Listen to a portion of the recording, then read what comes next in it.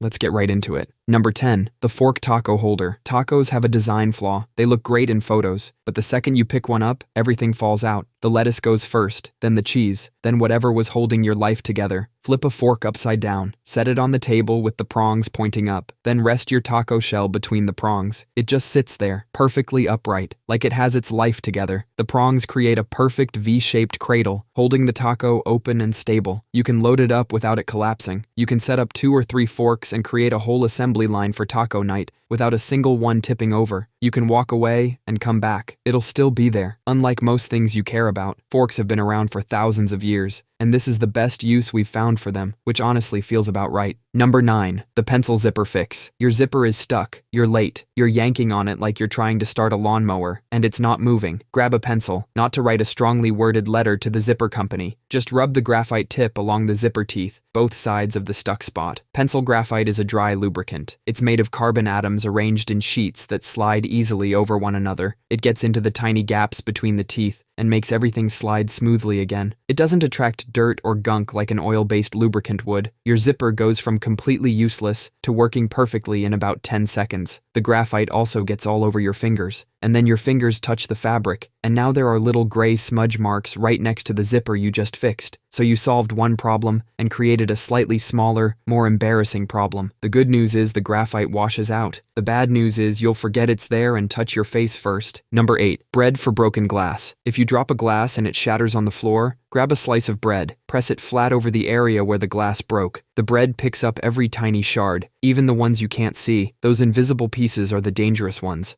A broom's bristles are too stiff and too far apart. They just skate right over the tiny, transparent slivers that are waiting to embed in your bare feet. A vacuum might suck some of them up, but can shoot others out the exhaust. The soft, spongy texture of the bread acts like a magnet for glass. The tiny shards embed themselves into it instantly. One press, and you've cleaned up what a broom and vacuum would miss. Just make sure you throw that slice straight in the trash. Don't set it on the counter. Don't leave it on the table, because nothing ruins a Tuesday like making a glass sandwich by accident. Number 7. Dental floss as a precision cutter. Dental floss is actually one of the best food cutting tools ever made. Take a soft cake, try cutting it with a knife, and you get a smeared, crumbled mess. The knife drags through the frosting and ruins the whole thing. Now take a piece of unflavored dental floss, pull it tight between both hands, press it straight down through the cake. Perfect, clean, slice, every single time. It works on soft cheeses too. Goat cheese, brie, fresh mozzarella. A knife squishes them. Floss cuts them like they're made of butter. It works on any delicate food. Rolled sushi, a log of polenta, a perfect jelly roll. Anything a knife would squish or drag, floss will slice cleanly. It's the difference between a clean cut and a smooshed mess. Bakers actually use this trick professionally, but you are cutting your food with a waxed, sometimes chemically coated string. It comes in flavors like mint, so technically you're seasoning your cake whether you want to or not. The fix is simple. Buy a separate roll of plain, unflavored, unwaxed floss. Keep it in the kitchen. Never let it anywhere near your mouth. Label it if you have to, because explaining to guests why you're flossing a cheesecake is a conversation nobody wants to have. Number 6. The potato light bulb extractor. A potato can unscrew a broken light bulb. Not a metaphor, an actual potato. Here's what happens when a light bulb breaks inside the socket. The glass is gone. What's left is just the metal base, still screwed in, and it's basically impossible to grip. So you turn the power off, and when we say turn the power off, we mean flip the breaker for that entire room. Don't just flick the light switch. You want zero chance of a current. A potato is 80% water. You're holding a conductive orb. Water plus electricity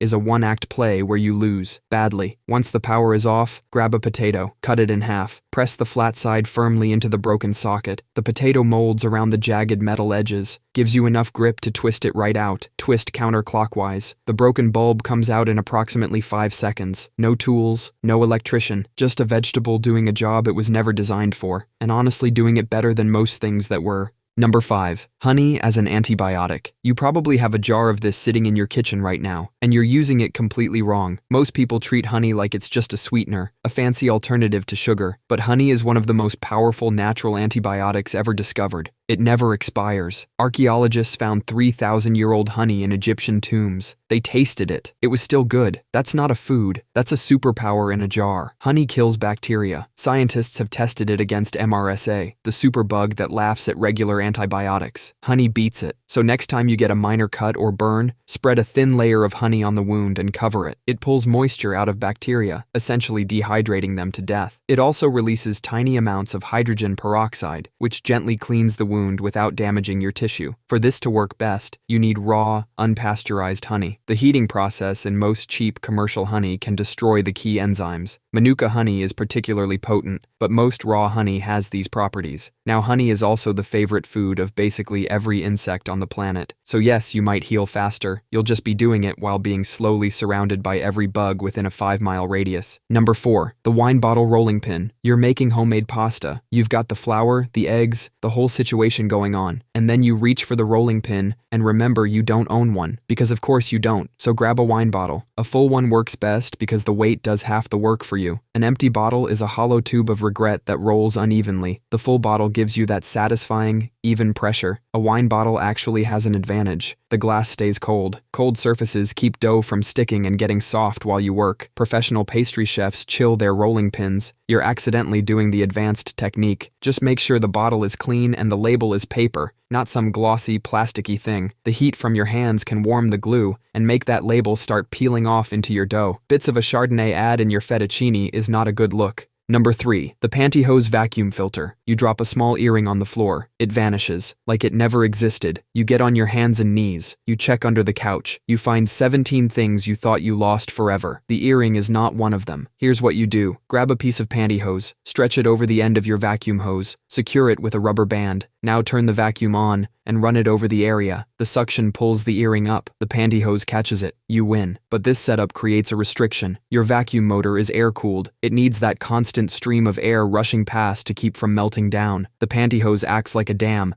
choking the airflow to a trickle. The motor keeps trying to pull air that isn't there, and it gets hot, fast. The burning smell is your first and only warning. You saved a $5 earring. You could kill a $200 vacuum. So the move is simple. Find the earring fast. The moment you hear it hit the pantyhose, turn it off. Don't get greedy. In and out, like a heist. Number 2. Toothpaste headlight cleaner. Those foggy yellow headlights that make your car look like it's slowly going blind are fixable with a little non-gel toothpaste and some elbow grease. Toothpaste has tiny abrasive particles in it. These particles are designed to scrub plaque off your teeth, but they also happen to be the perfect size to sand down the foggy layer on plastic headlights. You just rub it in circles, rinse it off, and suddenly your car looks 5 years younger. But those foggy headlights got foggy because the UV protective coating on the plastic wore off. When you scrub them with toothpaste, you're not just removing the fog, you're scraping away the last line of defense. So your headlights look great for about 3 months, then they go yellow again, faster and worse than before, because now there's nothing protecting them from the sun at all. It's the automotive equivalent of fixing a leaky roof by removing the ceiling. Problem solved. Temporarily. Catastrophically. The actual fix is a restoration kit that reapplies the UV coating, but that costs $20 and requires reading instructions. The toothpaste method costs nothing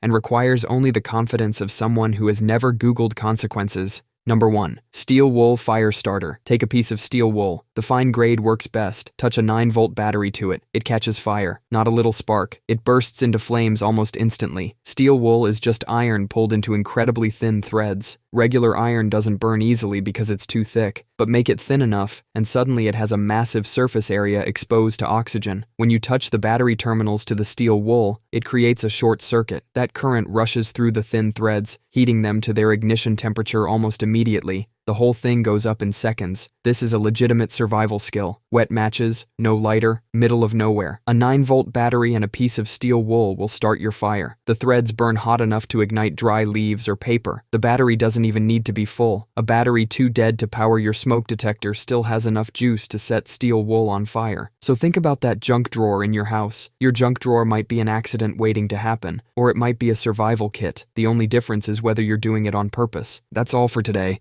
I'll be making similar videos in the future. Subscribe to see them.